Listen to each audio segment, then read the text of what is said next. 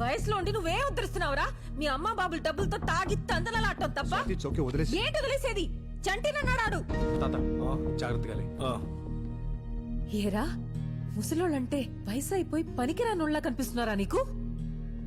వాళ్ళు జీవితం అంతా ఏం సాధించి ముసలోళ్ళు అయ్యారో తెలుసా నీకు? పోన్లే. నీ వయసుకి ఈయన మిలిటరీకెళ్ళి 6 అక్కడ వంట చేశాడు. వంట?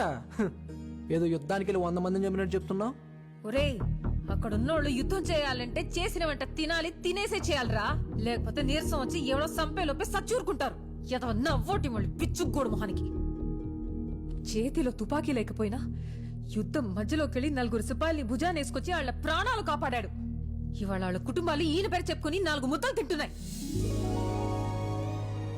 అంతేగాని మీలా పనికి మా లేషాలేసి భూమికి భారంగా బతకలేదు ఈ ముసలోడు.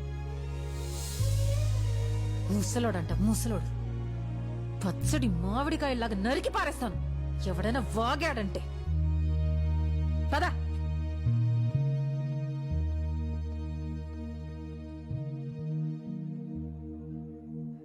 స్వాతి, మా చంటాత గురించి ఇవన్నీ నాకే తెలీదు, నువ్వెలా చెప్పావు?